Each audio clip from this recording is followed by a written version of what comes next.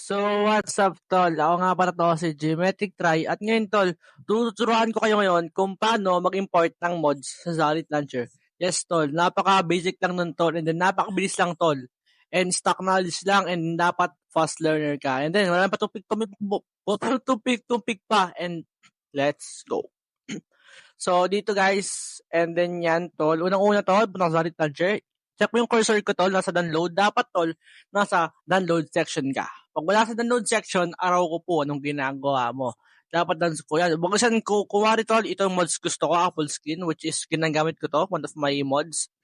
Pag ganyan guys, 1.21, naka-green, ayun yung aking compatible version.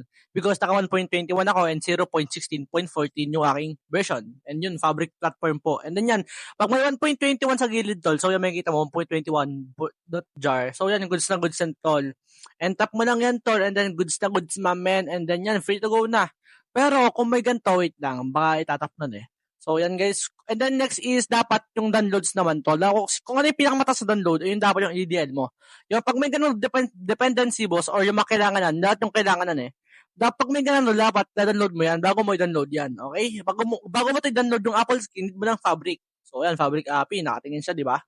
So, next is, ito naman, next naman, kunwari, ang kukunin natin naman is, ano mga na dito? Yan, Jade. Okay? Jade doll. So, yan, tatak mo lang yan to. And then yun na, balik sa dati, green. Pag nag-green, doon ka pupunta. 1.21 kasi version ko.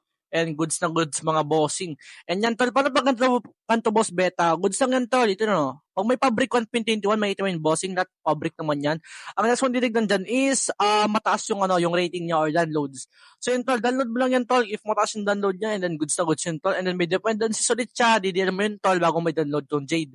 So yan, tol, goods na goods, tol. So paano, para naman malaman mo kung nandiyan yung mod mo, punta ka dito sa settings niya, and then mod management. And then yan, tol, makikita mo, tol, andyan ang bossing. Yun. Tapos, yun na, makikita mo yan dyan. Marami na akong mod, kaya yan.